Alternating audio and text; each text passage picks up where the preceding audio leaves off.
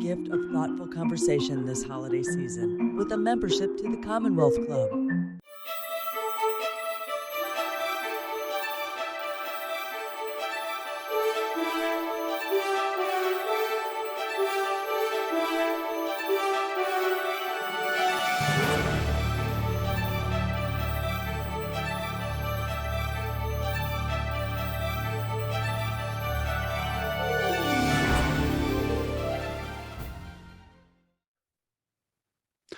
Welcome to today's virtual program at the Commonwealth Club of California. I'm Mitch Jeserich, and I'm the host of Letters and Politics on KPFA 94.1 FM in Berkeley, though we are still in our COVID protocols, and I'm actually joining you from my apartment in downtown Oakland.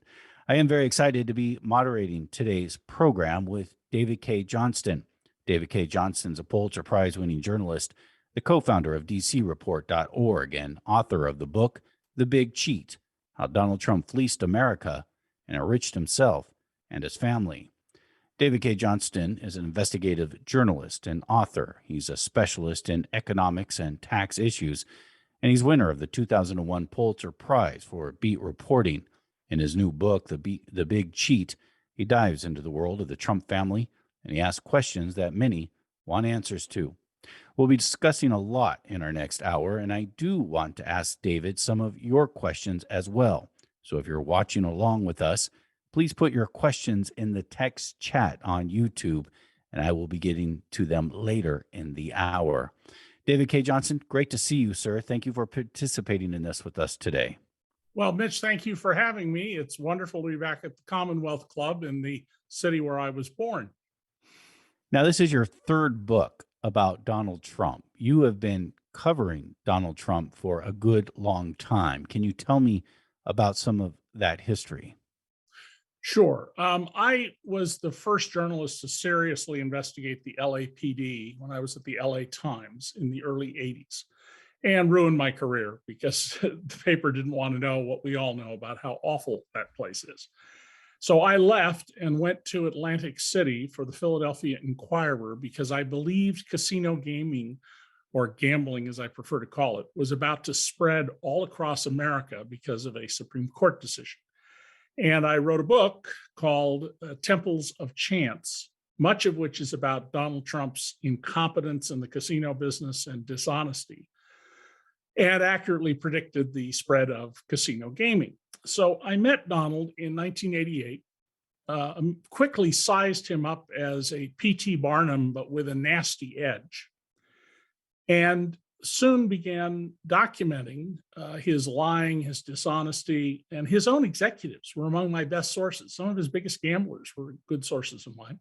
And I recognized that Donald was someone who, like Daryl Gates, the LA police chief, Barron Hilton, the hotelier who tried to steal almost $1 billion from starving children in a charity, the Keck brothers is in the Telescope, who tried to do something similar, and Jack Welch at General Electric, among others, that these were people who would continue to be important in American society. And I began studying them, building files on them, tracking them, writing about them.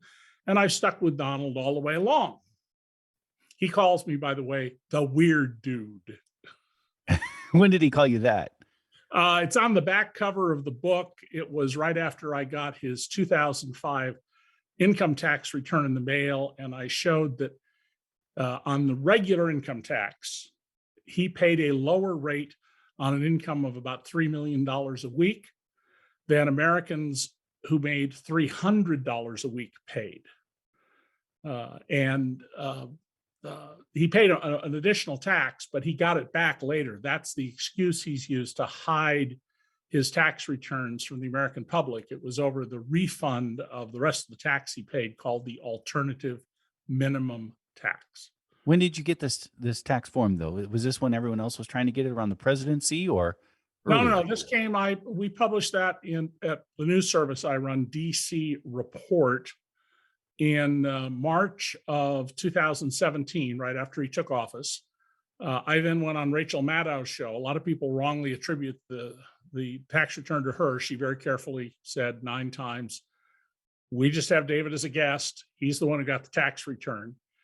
And That's up until the New York Times got 18 bankers' boxes of old Trump materials that they very, very solidly reported on and established beyond any doubt Donald's tax cheat.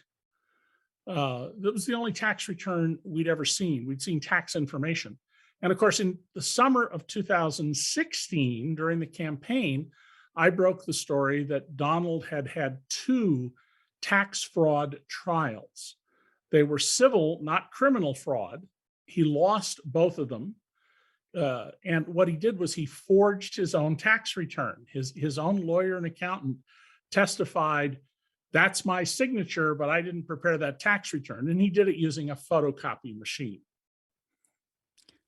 Now, you've been, again, covering Donald Trump for a long time, long before he became president. His presidency would surprise many people. So what was it about Donald Trump that made you pay so much attention to him before it seemed a possibility that he could become president? Well, Donald got his hands on, through a complicated lease arrangement, a yacht from Adnan Khashoggi, the big arms dealer of the 70s and 80s. He renamed it the Trump Princess, and he only went on it once to go from New York City to Atlantic City. And when he got off, this was either in the fall of 88 or the early 89, he gets off in the marina in Atlantic City and is walking up to the Trump Castle Casino. And there are teenage girls jumping up and down as if there was some rock star here. And the man shouts out, "Donald, be our president." And I wrote about that in my first book, Temples of Chance, back in 1992.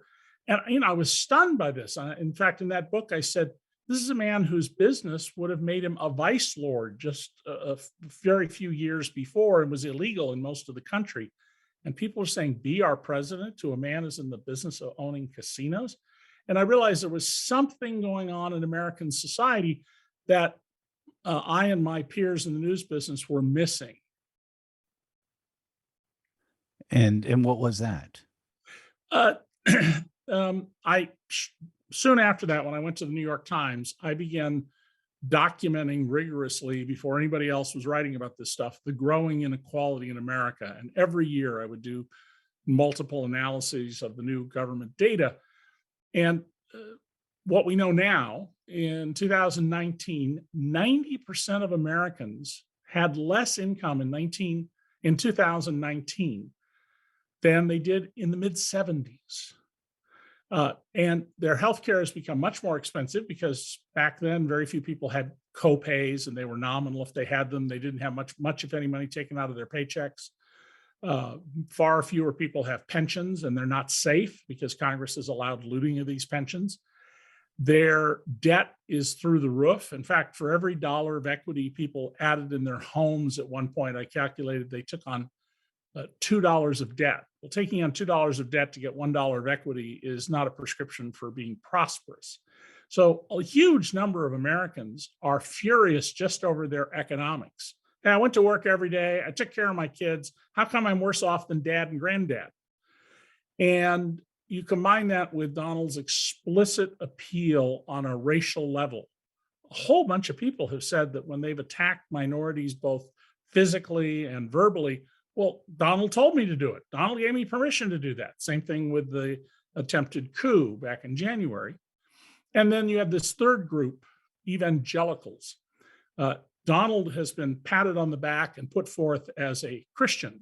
Well, in one of his books, he writes for 6 pages denouncing Christians, denigrating them, calling them fools and idiots and schmucks, and saying in that book and in lectures that have been video recorded that he has a one-word philosophy of life. It is a word that is aggressively anti-Christian. Nobody who's a Christian can have his philosophy of life. That philosophy is revenge. So we have all sorts of people who are so angry about the country, who want women and minorities to know their place, and who are mad that they aren't better off financially, that they turn to this demagogue. Now, you have written 3 books about Donald Trump. The latest is The Big Cheat, and we're going to dive deep into that in a moment. I just think it's important for people to understand your long history in covering Donald Trump, because his history is pretty fascinating as well, and your coverage of him is important. did you dive into the history of his father as well? And sort of I mean, one of your books is called The Making of Donald Trump, one of the trilogies. Well, I went into his father more in The Making of Donald Trump than in this book. But let me just lay that out, Mitch, very, very easily. And understand, Donald has called me on the phone, I don't know how many times, or yelled at me in public that he's going to sue me. And I always say, well, Donald, if you've got grounds, sue me. And he never does, because the one thing he knows is I don't write things I can't prove. That's why nobody's laid a glove on me in over 50 years of doing this. Donald is the third generation head of a white collar crime family that stretches back to the 1800s. His grandfather was a pimp who worked in Seattle, Everett, Washington, and the Yukon Territory. His father, Fred, ripped off the US taxpayers in building government subsidized housing for those GIs and sailors who came back from World War II. And President Eisenhower threw a fit in the Oval Office over this when he found out about it. I mean, think about it. Eisenhower sends all these young men to their deaths on Omaha Beach, and then he finds out some guy is making money off of the plan to help the rest of them. I'm sure he did throw a fit, as others have documented. Donald, as soon as he finished college, where he didn't earn a degree in economics, Penn gave it to him. He searches out and makes a friend of the notorious Roy Cohn of the McCarthy hearings. And Roy Cohn's other clients were mobsters and a lot of celebrities. He's called Roy Cohn his second father. And he's always said he admired Roy Cohn because he was indicted for most of his adult life, but nobody ever convicted him of anything. And that he thought that was a really terrific thing. So Donald set out as a young man to, be essentially a white collar crook. And one of the stories I tell in the book is about how he physically assaulted twice Mayor Abe Beame of New York, who's a foot shorter and about 40 years older than Donald, and how the police had to remove him from the mayor's office over this. But it's indicative of Donald's behavior. When he was a kid, he used to throw little rocks at a baby in a playpen along the street where they lived. And he called it "make the baby cry." He tried to get other kids to be involved in it. I mean, he's just been a monster like his father, Fred, his entire life. Yeah, and the Roy Cohn story is very interesting, and hence we get this term during the Trump presidency of "Where's my Roy Cohn?" He was looking for somebody to play that role during his presidency, which perhaps he got from Rudy Giuliani. Yeah, and there's a very good documentary by the way by that name. Where's my Roy Cohn? The other really good documentary was the one Donald suppressed with threats of litigation 30 years ago, called Donald Trump, Donald, What's the Deal? Or Donald Trump, What's the Deal? And so you say Donald Trump comes from a family of the three generations of white collar criminals. How is this played out with Donald Trump in the White House? Well, Donald Trump gets sworn in January. Wonderful weather for January in DC, unlike 8 years earlier when Obama was sworn in, it was miserably cold. And he gets in the motorcade after the ceremonial lunch at the Capitol to go to the White House. And while Obama's crowds were curbed to building, packed like sardines without the silt oil, many places there were more guards and police than well-wishers. And about 5 blocks from the White House, the motorcade stops. Donald and the whole family get out. They take a 2-minute turn on the on the street, and then they get back into the car.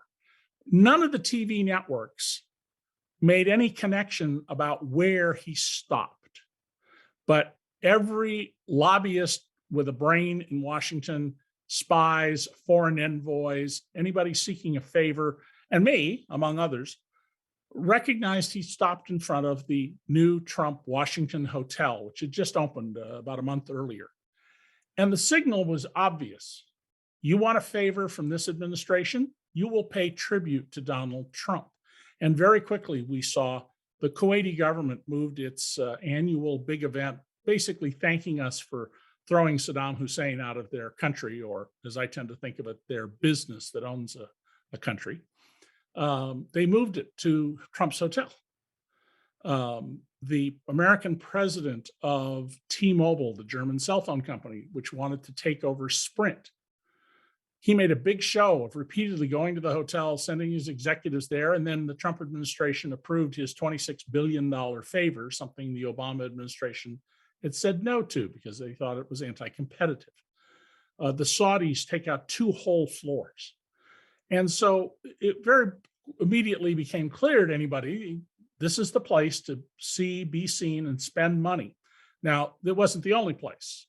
People went to his Doral Country Club, which is near the airport in Miami. They went to his Bedminster, New Jersey golf course and other locations. But everybody understood, you want a favor from Donald, you got to pay up front. And they did. And Donald, at the same time. How did everybody understand that? Well, if you're sophisticated enough to be in the business of seeking favors from the government, this is 101. This is obvious. I mean, by the way, they actually teach in colleges in Washington how to be a lobbyist now. I have friends who took the courses just because they were dumbfounded that they were their journalism friends. Donald, at the same time, Mitch, set out to get every possible dollar he could from the government. You ever checked into a motel or a hotel and you paid $99 and you look at the card on the back of the front door, the law requires, and it'll say maximum room rate $512. Well, that's the kind of price Donald charged for Secret Service agents and other government people to stay at his properties, which he went to about a third of the time. And when he met at Mar-a-Lago with Shinzo Abe, the Japanese prime minister, they set out for a photo op 2 glasses of water on the table, just a prop for a photo. I have the invoice. Donald billed the taxpayers $3.15 for each glass of water. He was doing everything he could to wring money out of the taxpayers. And at the same time, his family was out doing things. 2 of his cabinet officers, there were others, but I focus on 2 of them because they were so egregious. And lots of other people were just busy figuring out, how do we line our pockets? They were setting up a kleptocracy. And surprisingly, in Washington, there was really great coverage out of Washington about the palace intrigues. But my little news organization that friends and I run, DC Report, our managing editor, in fact, is in San Francisco, with a budget of less money in a year than the New York Times spends in a day. We broke story after story after story that was right there in front of people because they were busy getting access to sources. They weren't reading documents. And most of all, they were being told by other people through press releases or leaks, here's what's news. And we were going, no, we sit back and make our own judgments. And we just kept turning up stuff. It wasn't even hard to do. So there's several things there you laid out that the president did to line his own pockets during his presidency. Let's go back to the one of people wanting access to the president to garner his, his good intentions, hence would use his hotel and have events at his hotel and stay at his hotel in Washington, D.C. Was there anything illegal about that? Well, I think all of his operating of his business raises legal questions, but when presented to judges, they all ran away from it. Every federal judge, didn't matter who appointed them, they all found a way to delay and then run away. The Constitution, remember, we live in the second American Republic, the first one failed, has 2 emoluments clauses. And the President of the United States is not to receive any emoluments, that is gain, profit, income, from any of the states. Think how you could corrupt a presidency if California said, hey, Donald, here's $100 million. Now we want this law passed to do bad things to Nevada, Arizona, and Oregon. And you can't take it from any foreign power. So when the Saudis rent out rooms at the top rate, when a candidate for vice president of Nigeria, with whom we have, the most populous country in Africa, with whom we have enormous trade because of the oil business, shows up, how is he not violating the emoluments clause? And on top of that, the lease for the hotel, and I have a whole chapter about this, and you don't have to know anything about contracts, real estate, or anything else to see this chapter. It's a farce. It's a political farce. The lease he had for the building, which is a federally owned building, said no employee of the government can participate in the lease. This goes back to a scandal in 1808. And I tell the story of how the bureaucrats found a way to see no evil, hear no evil, and just look the other way. They were sightless sheriffs.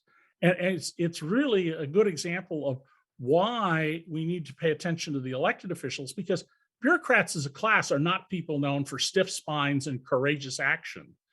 That's why we honor the whistleblowers among them. And they got the signal. The new president has this deal. He's not supposed to be there. Just don't open any document that will tell you about this. And it really is a remarkable comedy, dark farce of what happened. And what I try to do in the book is, Mitch, this is very important to understanding it. So many things went on in the Trump administration that nobody could track them all. And that includes me. And this was my life for the whole period. I set everything else aside except my teaching at the Syracuse University Law School. And there would be an article in the Wall Street Journal or the Washington Post or the LA Times, and then it would disappear. So basically you end up with all these loose threads. Many people never heard of the various threads. And yet what I did by studying was realize these are all connected. So I took all these loose threads and I weave them together into a tapestry so that you can see all of this is connected. All of this is part of a scheme. And I mean that in the derogatory sense of scheme, not the British sense.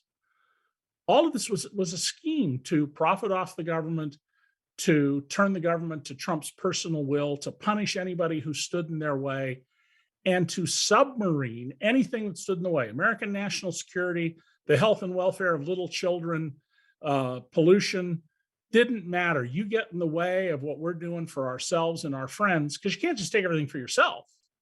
The corrupt leader always has to share with all sorts of other people, so he has a power base. And once other people participate with the leader in something like this, they're compromised. I'm a former president of Investigative Reporters and Editors, and I lecture all over the world to journalists. And one of the things I tell them is never take anything but a cup of coffee or a glass of water, because those are courtesies. Because the moment you cut a corner, the moment you do the littlest unethical thing, doesn't matter how small it is, you are now vulnerable. And that's what Trump did. He systematically made people vulnerable. That's been his technique, one of his techniques, his entire adult life. It's one of the things Roy Cohn taught him.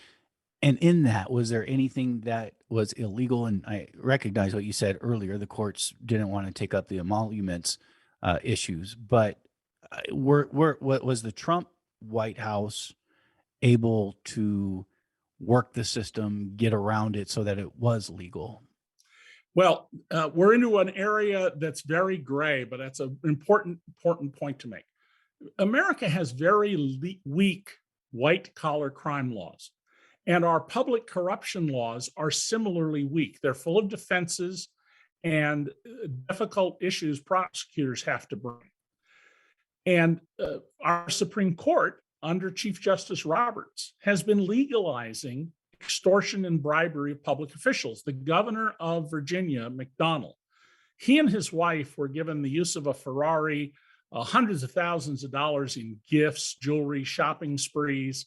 In return, prosecutors said, the governor was moving the state bureaucracy to give this guy, giving him all this money, what they wanted. And our Supreme Court astonishingly said, well, if you can't prove an exact direct quid pro quo, here's a Rolex watch, sign this document, then there's no crime. And complete lack of recognition of how this works in the real world. I mean, I've been covering corruption since I was a teenager, and a front page staff writer at the San Jose Mercury.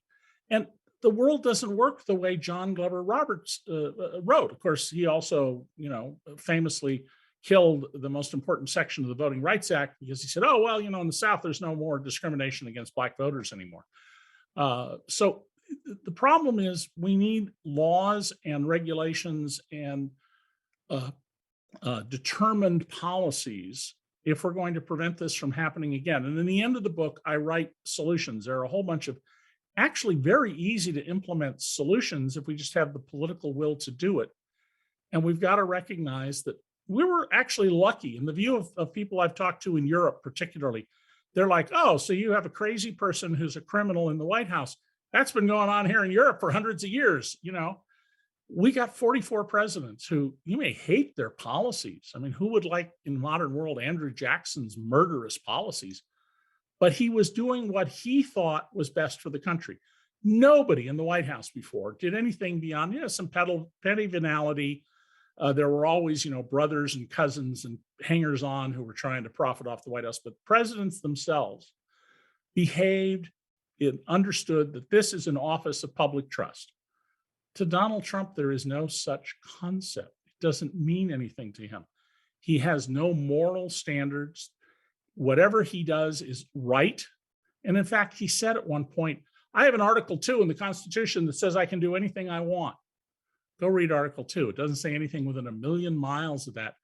But Donald, who's never read the Constitution, who doesn't know anything about it, he just seized upon, oh, I can do anything I want. He thought of himself as a king and he wanted to be our dictator. And 6 years ago, I said this, and I couldn't get my former employers, the New York Times and the LA Times, to talk about it. I did get on MSNBC and CNN observing this, and Democracy Now, and your radio show, but very few places, and it wasn't addressed seriously. And I was told by a bunch of leading politics journalists, man, you're way out there. What do you mean he's not going to leave the White House peacefully? I said, you don't know the guy. I do. Well, guess what?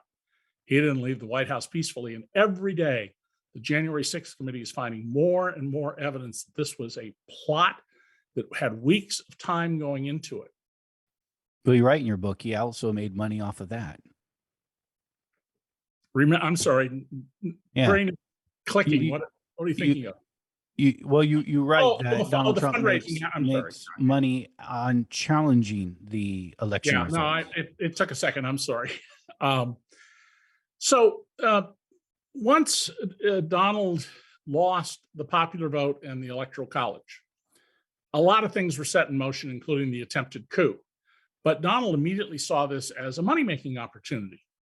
I currently get between 3 and 8 emails or texts a day. Don Jr., last night I spoke with my father, and you are the only person in America among our supporters who didn't send a check in response to my appeal yesterday. Apparently, there are people dumb enough to believe that sort of nonsense. Donald said, I need money to stop the steal.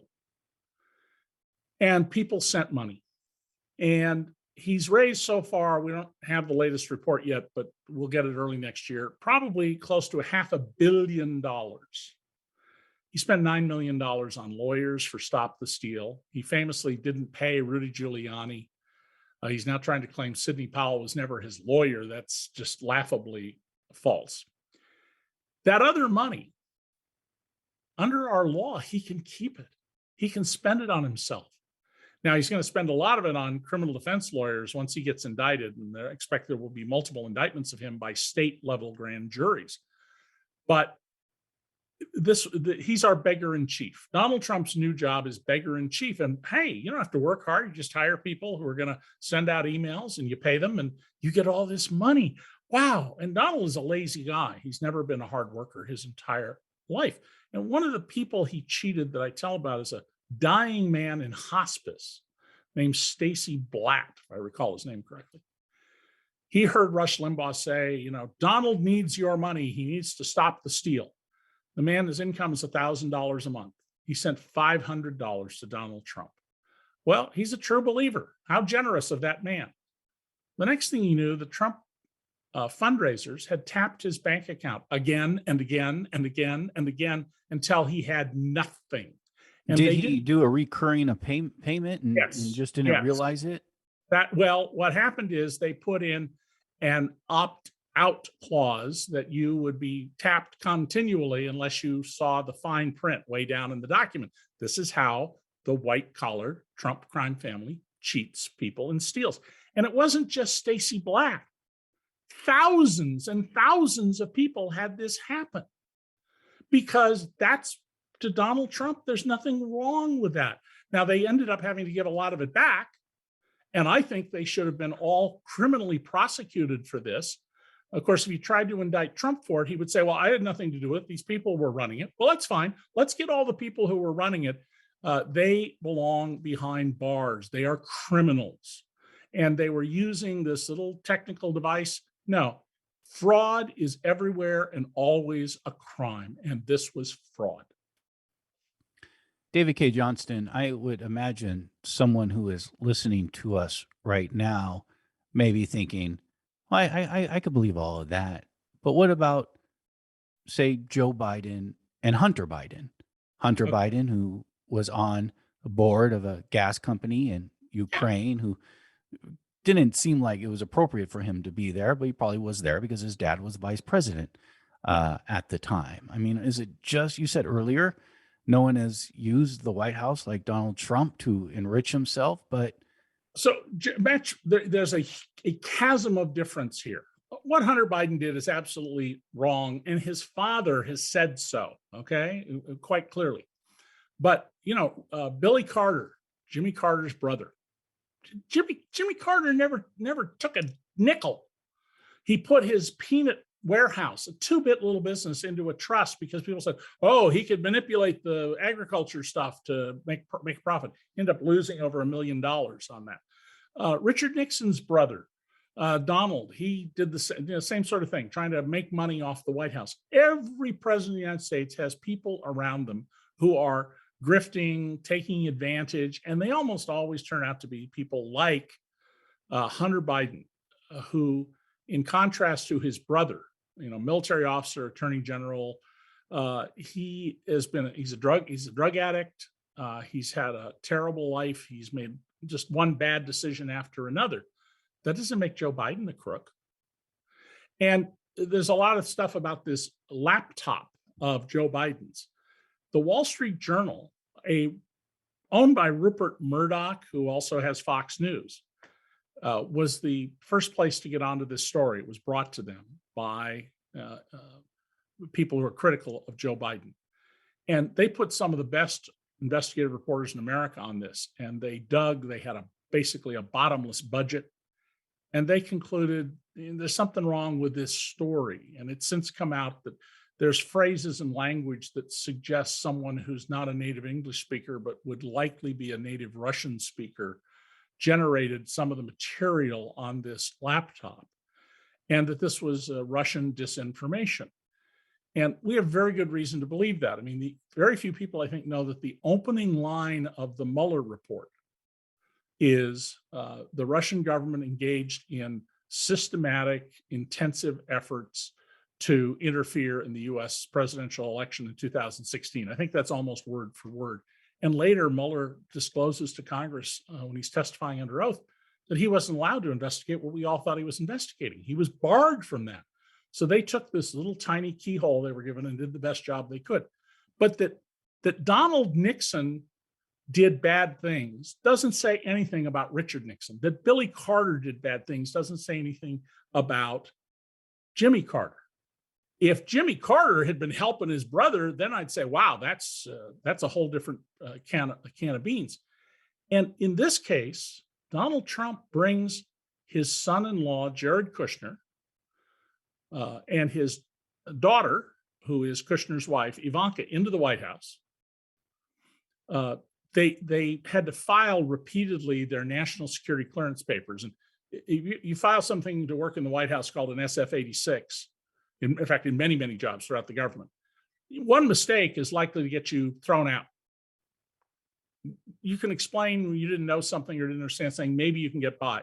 2 mistakes, everybody I've talked to in national security says nobody ever gets approved after that, except guess what? Jared and Ivanka did, even though they were unable to properly fill out the forms. Their financial disclosures that are required of all high-level federal officials, they didn't even match up. They didn't even coordinate their what they were doing about their assets and their liabilities. And Jared Kushner was in terrible financial trouble for he and the entire Kushner family, who are, by the way, mirror images pretty much culturally of the Trumps. He had bought 666 Fifth Avenue, a high-rise building in Manhattan near Trump Tower.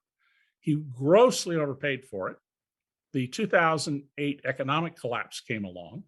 The value of the building, which was almost 100% borrowed money, collapsed to perhaps as little as a third of what he paid. He paid 1.8 billion, certainly less than half.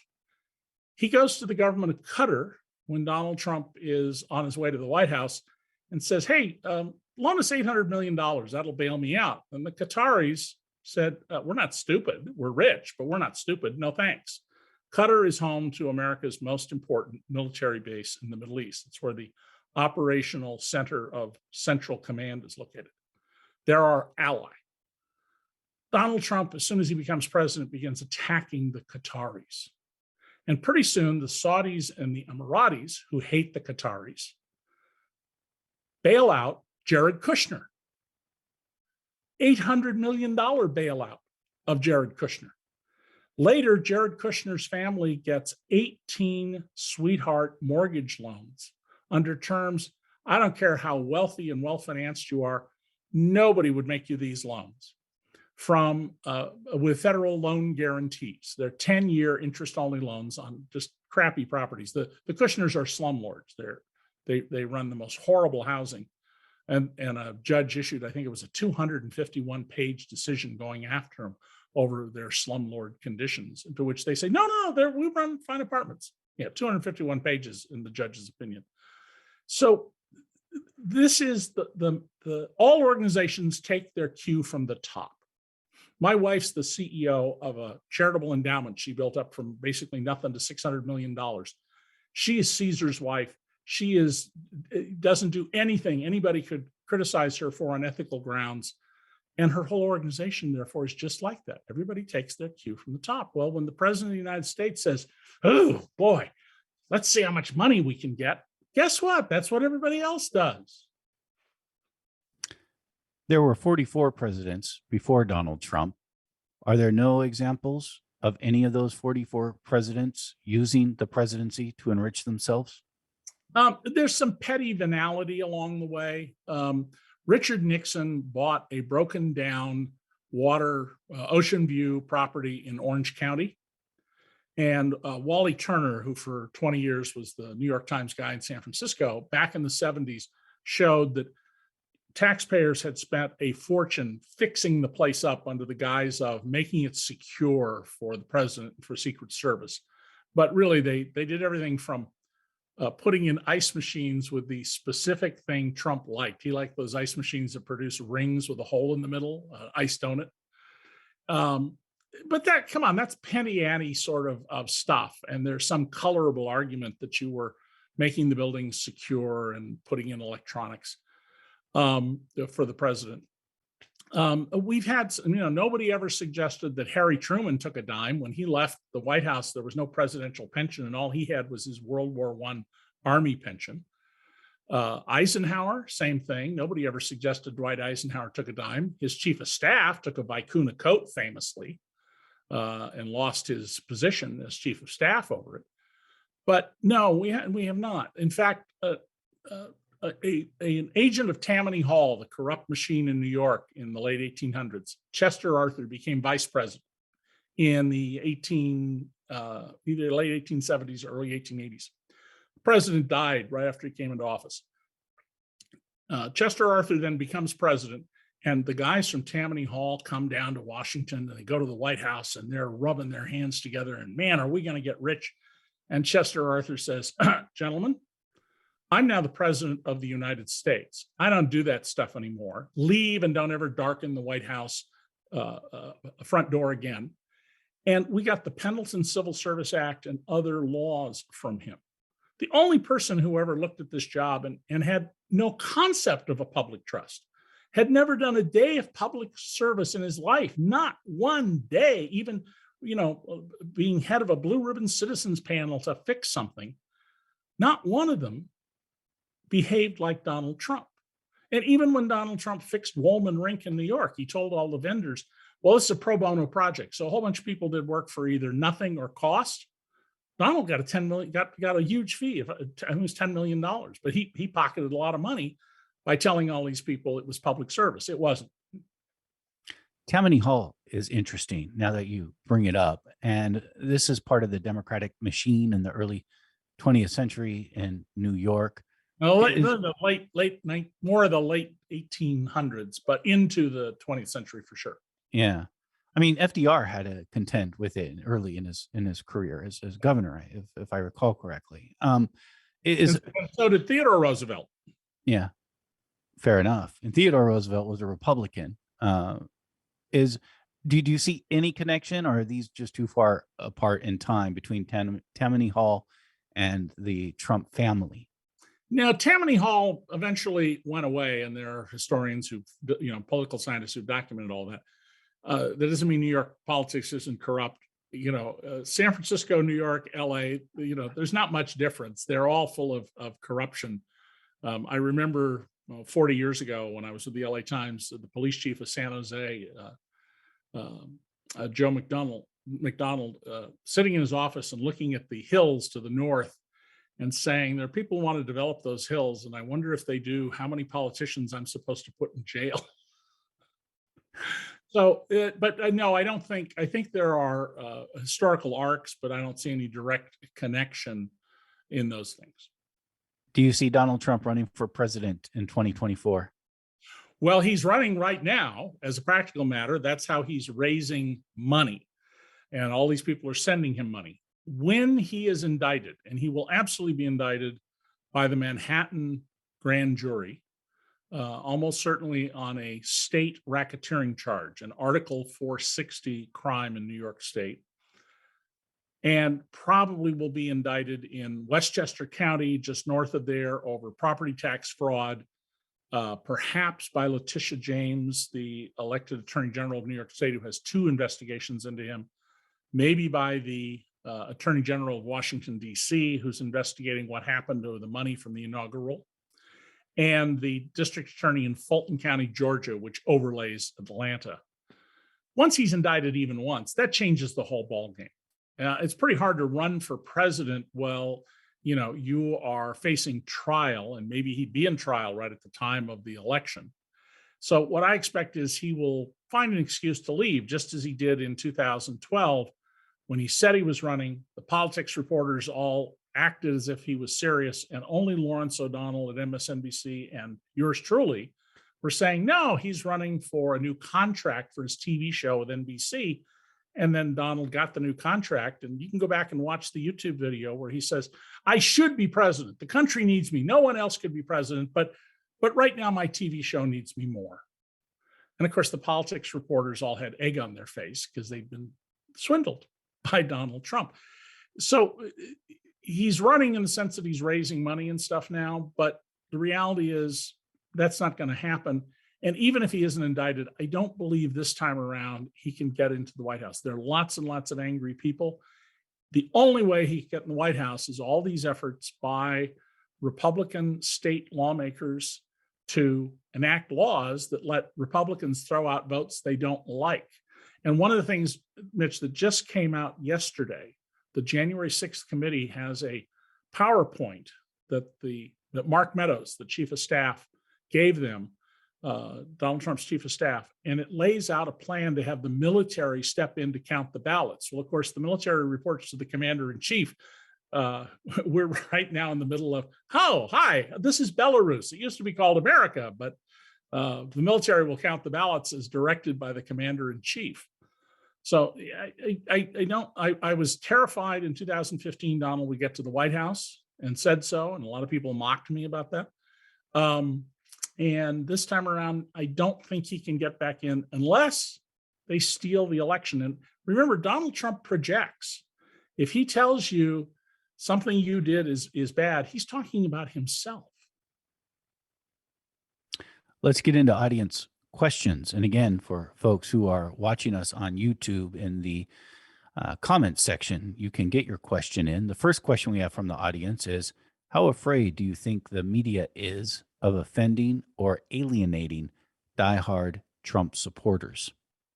I don't see any evidence of that. I see that the coverage, if anything, got tougher as time went along. During the campaign, the view of New York journalists, especially at the Times, was everybody knows Donald Trump's a crook. We don't need to spend time going into that. Well, no, people in Keokuk, Iowa think he's a business genius. It was hubris beyond belief. But I haven't seen anybody cower and move away in their coverage. You haven't seen Trump succeed in getting any journalists fired, and he's tried to, get me fired for forever.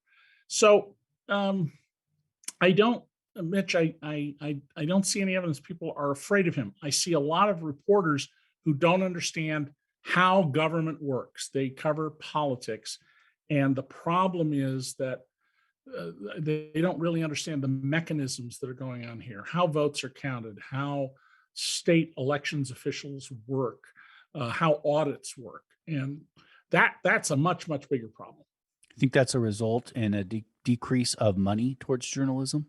Well, the fastest disappearing job in America, white collar job in America in this century, is journalists.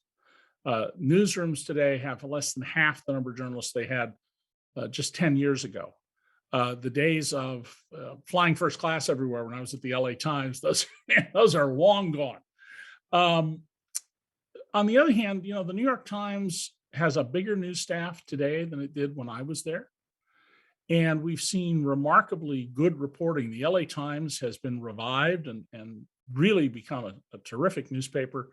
The Wall Street Journal has been doing good work, Bloomberg, AP, Politico.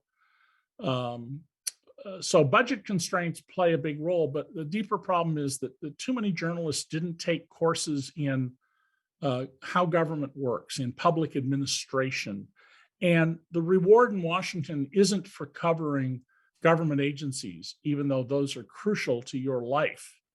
Instead, it's for covering the palace intrigues, which is not that hard to cover, frankly. Next audience question is this: what has happened with the New York criminal cases against Trump? What should we expect in the coming months? The district attorney of Manhattan, Cy Vance, did not run for another term. The new district attorney has been very careful not to create a prejudicial complaint opportunity for Donald, but I think it's pretty clear he will continue to pursue the case. Donald spent years delaying turning over his accounting and business records, which is a standard thing in a tax investigation and a business records. New York has really tough falsification of business records laws. Twice he took it to the Supreme Court. When they finally got the documents, it had been thought there'd be 1 million pages. Now, it was 5 million pages of documents. The prosecutors have to go through all of that before they shape their case, because they can't be surprised by anything at trial. The guy in charge of the case, who was a private lawyer who came back to work, was a federal prosecutor who used the federal RICO statute very successfully in the Department of Justice, went into private practice, wrote the most important treatise on the federal law as a defense lawyer. He is far and away the expert on RICO statutes. There's going to be an indictment. It's going to take time. The statute of limitations will not run for anything you can show as an ongoing conspiracy. So they may not be as worried as they think. And I think they've only made one misstep so far. They indicted the Trump Organization, which is 100% owned by Donald, and his chief financial officer, Alan Weisselberg. All sorts of news reports by reporters who didn't read the law themselves, but counted on other people telling them something, said, oh, Alan Weisselberg's going to flip now because he can get 15 years in prison. They'd read the statutes, they would know that every single charge against him has no mandatory prison sentence. A man in his 70s like me with no record, convicted of a crime, you're not going to get prison time. You're going to get, at worst, house arrest and probably probation. So, of course, Alan Weisselberg didn't flip. They didn't think that one through carefully in their effort to flip him. And that's clearly what they were doing. Next question. You mentioned the Koch brothers as being like Trump. Can you say a few words about the Koch brothers and how they were corrupt? Well, the Koch brothers are very different than Trump in a very important way, and they don't like Trump. The two best known ones, one of whom has died. The Koch brothers seriously believe their stuff, and they have been consistent pretty much. I mean, much more than almost anybody else in public life in pursuing it. Now, there's a third Koch brother I have a chapter about in the book. He lives one door away from Mar-a-Lago. He belongs to the club. And I got 1,000 pages of his company's internal business records. He's taking in $100 to $200 million a year and paying no income taxes under what we just call flat out a sham and a fraud. I'm not worried about him suing me. In fact, he's had no complaint about my story. But he was under criminal investigation by the IRS. I have an email proving he was under criminal investigation. He supported Donald Trump's campaign. He ran I think it was $175,000 event. You had to pay that much just to meet Donald up in Massachusetts. And about 2 months after, or I guess 4 months after Donald was in the White House, the criminal investigation by the IRS just went away. It just stopped. This was a slam dunk case. And people want to really understand how the super rich in America get away with stuff and why it matters that the IRS staff has been decimated. This chapter it'll make your blood pressure go up. That somebody can collect that kind of money, and his friend gets in the White House. I'm sure the lawyer who brought this case in this matter on behalf of a whistleblower believes Donald Trump told the IRS, get off this guy's back. I don't believe that. Knowing the IRS and having covered it for years, they're smart bureaucrats. The minute this Donald Trump came to the White House, they went, gee, there's no upside for us in going after the president's buddy. It's just like the Washington Hotel. So they looked the other way and said, we have lots of other criminals we can go after. Next question. Were you surprised by how Trump handled losing? Did you predict it, or were you shocked by January 6th? Oh, I predicted in 2015 that Donald Trump would never leave the White House peacefully. And I was heavily criticized by people at the time, including some TV producers who said, I'm not sure we're going to book you again if you say things like that. What I'm surprised about January 6th is how long it's taken the House committee to move on this. This was a coup. And every day, the witnesses, they apparently interviewed over 300 people, and the documents they've collected, we're seeing bit by bit show that this wasn't a spontaneous event. This was planned. Now, it was a clown show coup. There's no question. But that's Donald. Donald isn't a businessman. He doesn't really know how to run things. He doesn't understand his own businesses or his own taxes, for that matter. And so I was not surprised that we had the event. I was surprised at how clownish it was. I mean, despite all, I don't mean to minimize the deaths of people who were there, the traumatic injuries, the police officers, a number of them who've either committed suicide or quit over this. But this is not how revolutions we've all seen take place in other countries work. That surprised me a great deal, that it was not better organized and thought through. I think of a show we did many years ago with authors of a book called The Dictator's Handbook. Mm-hmm. I can't quite remember the name of the authors. Yeah, that sounds about right. But I remember the argument they made, and I always thought it was a very important one, is that no one can be a dictator on their own. Right. You can't say, I'm now dictator, and suddenly everyone's going to follow your lead.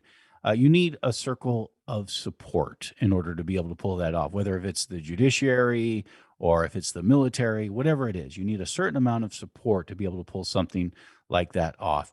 Were you surprised? It seems like Donald Trump was not able to get that kind of support. Were you surprised by that? Well, he had support to the extent that he put lots of people who were compromised into various agencies and heads of them. In the previous book, it's even worse than you think. I show how the guy he put in charge of the EPA forced the bureaucrats to write detailed memos on the weaknesses in the clean water laws. And then the documents disappeared and presumably were given, of course, to the polluters. So if they're ever taken to court, and they destroyed documents, which means they destroyed the chain of evidence to prove people were polluting. Donald built up, though, a coterie of people around him who were compromised. But, why is it that dictators over time eventually turn to killing people around them? Well, paranoia. Who can you not trust? Who's trying to overthrow you because it's an illegitimate system? It's based solely on power. Donald doesn't have the cojones to kill people. It's just, he's a bully, and like all bullies, he's a coward inside. But he's real good at putting on a show of screaming and yelling. But you're absolutely right. To be Well, he was even hesitant to call for and order military attacks overseas. Yes, and here at home, he used the military against people peacefully demonstrating. Not quietly, but boisterously outside the White House.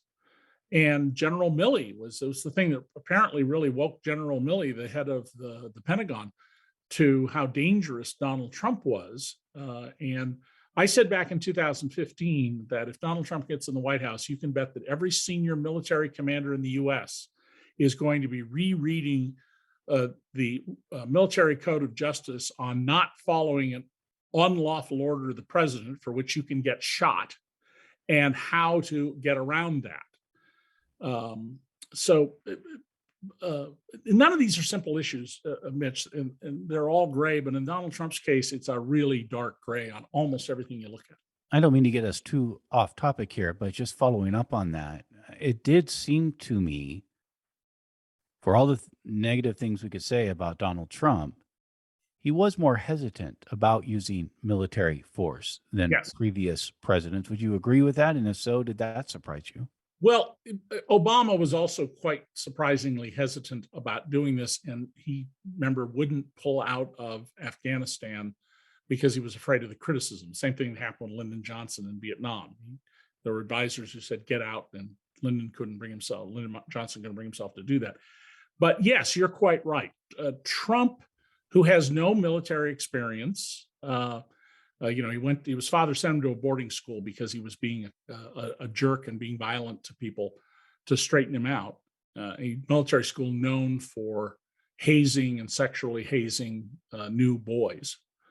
But he has no sense of this stuff. You'll recall he ordered a Tomahawk missile strike in public in front of other people at Mar-a-Lago on a Russian military base in Syria. Of course, after we called up the Russians and said, we're going to hit you in 90 minutes, so you better fire up your planes and get them out of there and put your people in trucks and move them out of there, and nobody died in that thing. Donald is not somebody who has the stomach or the resolution to do it. He would never have approved he would never have ordered up nor approved the mission in which Osama bin Laden was killed.